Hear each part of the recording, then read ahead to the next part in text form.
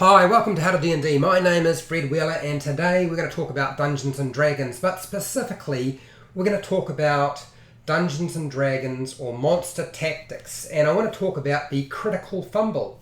And this is where you're going to roll a 1.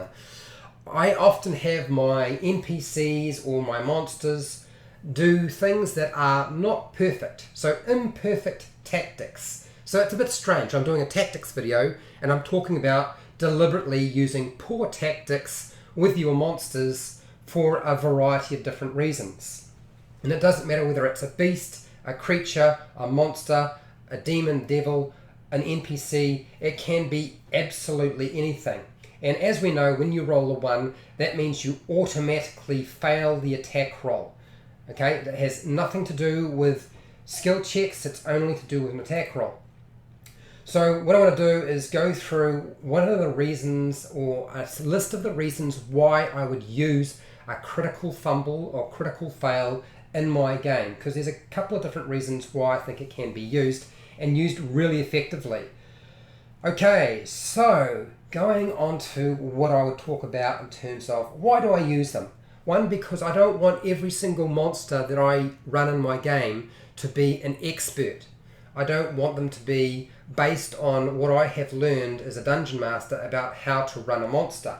What I want to do is duplicate the fact that sometimes my monsters or my NPCs are going to make mistakes. Now, I will do this because I want to surprise my players with unexpected events, because it can be incredibly amusing. One of the reasons why I'm using this particular image is where you can see the goblins are running around and they're burning the town and causing all sorts of strife, and of course one of them's managed to set themselves on fire, and this would be an example of a critical fumble in this case. So it's surprising for the players, unexpected events. Also, if the fight is pretty much almost over and I don't want to have the monsters run away, sometimes I will just have them just lose or perish a lot faster. And one of the best ways I can do that is if I roll a 1, awesome, great, okay, they're going to do something absolutely ridiculous, and that'll make it easier for my players' characters to actually finish them off so we can get past this combat and move on to the rest of the story. And also too, there's a degree of comical relief to playing your monsters imperfectly, and it breaks tension. Maybe there's been a lot of tension, and then suddenly you introduce it to the game by making it more of sort of a humorous or a slapstick situation. And there are creatures and monsters that sort of have that kind of feel where they don't seem like they would necessarily be incredibly smart all the time. They might make poor decisions. And goblins are an extremely good example of that, which is why I'm going to use goblins as my demonstration for today. Okay, so let's have a look at some of the things you might have your goblins or your monsters or your NPCs do in the middle of combat. So falling over or slipping over a banana peel. I've got some goblins here. They're all sort of staged around the adventurers, and whether they get into a combat, whether they've got archers or they get into melee combat with some of the players' characters, it really doesn't matter. So we'll just shuffle these in here just to make it a little bit interesting for you guys, so we've got something to talk to. And alright, so we've got something going on right now. Okay, a bit of a battle is taking place. Slipping over and falling prone is one example where you can use the critical fumble as an opportunity to make it a little bit more interesting. 1, 2, when you fall over, you don't necessarily mean you're going to stay down. You can still get back up. Your monster could still get back up. It's up to you whether you decide no, they don't get up. Maybe the fall was so hard that they stay down for their entire round, or their entire turn, should I say, making it possible for the players to actually do a lot more damage to them by having advantage, rolling 2 dice and taking the highest result if they want to. But you can do that. That's fine.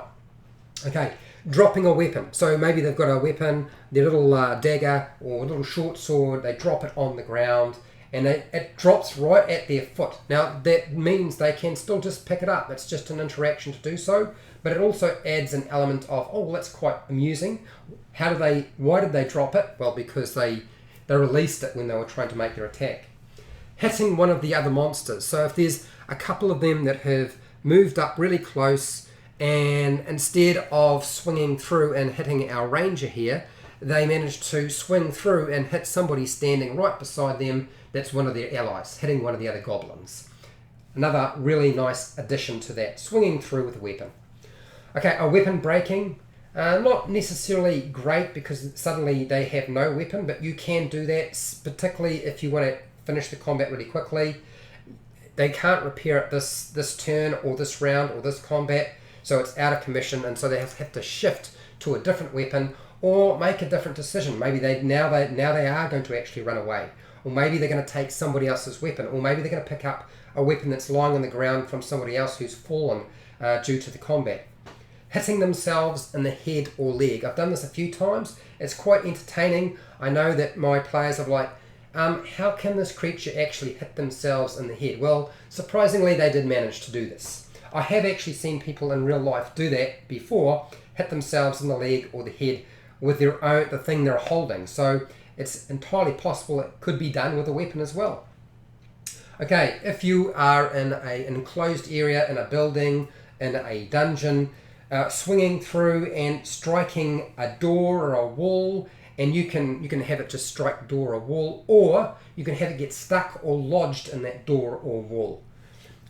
Having your weapon bounce off armor. So maybe you strike through, you hit the character who's wearing the full plate armor, but instead of actually just missing, it's like it did hit, but it just bounced. It just didn't find a vital spot in the armor. So yes, bouncing off their armor and then vibrating is another way. I've used this a couple of times. Pulling a muscle during an attack, which means then you need apply something like disadvantage to their attack rolls because they're going to find their attacks a bit more difficult. So you roll like 2 dice and you take the lowest result. Okay, another way of duplicating that if you want to. I've already talked about weapons getting stuck in doors and walls. Missing the target absolutely completely. It's not very exciting, but you can do it. I don't really like that one as a critical fumble myself. Okay, so critical fumbles. Really, it's a highlight. I find that my critical fumbles, when I use them in combat, and I don't always use them, I only use them when I feel it's appropriate, they're always the highlight for my players. They are the things they remember when they start talking about that particular session of the adventure. It's always the thing that pops up for players, I find, about that monster who did something really stupid in combat, and that's what they remember. I don't recommend using this every single time. I don't think that every time you roll a 1 on your 20-sided dice to make an attack roll with your monster or your NPC or your beasts or creatures that you make it a critical fumble. I suggest using it as a tool based on the things I talked about before. You can create charts. There's a truckload of charts. There's cards you can buy that are critical fumble charts and cards. And yeah, make your own stuff up. I've given you a few ideas, and there's enough there. I think I've given you about 11 different ideas. One more and you just roll a 12-sided dice and you've got yourself a critical fumble chart. You just got to type it up. Okay, so hopefully that was useful to somebody here today. I certainly hope it was. I don't know that this is the type of monster tactic videos that I will tend to do often. It's really more about, well, I wanted to do something that was a little bit more fun today. And this is why I've done this particular video. So if you found this video helpful or informative, or at least entertaining, or something you can add to your game to make it more interesting, then that would be awesome. And it would be great if you could hit that thumbs up, or just share the video with somebody else so that they can see it. If you aren't already subscribed, then hit that subscribe button if you like this sort of content, because there's going to be a truckload more monster tactic videos coming out very shortly. On top of that, there is a bell button beside the subscribe button, and if you hit the subscribe button, it will let you know when I am live, and then you can actually watch the videos when I'm live, which is great. And when I publish a new video, you'll also know. This is a good time now, guys, to start sticking up those questions and doing the shout outs to me so that I know you're there. Okay, so if you have questions or feedback, start putting them in the chat box right now. Right, if you want to support my channel, watch more of my videos. There's like over 400. There's bound to be something that you'll either find entertaining or disagree with. That's fine too, okay? I don't do Patreon, but down in the description there's an affiliate link. You can buy stuff online. You don't even have to buy the thing that I've linked to. I get a small commission and you pay exactly the same price. Okay, and hey, till next time, keep rolling those ones. No, I'm only kidding. No, I don't want you to roll the ones. Keep rolling those 20s. And if you roll a 1, try to make it a bit more interesting.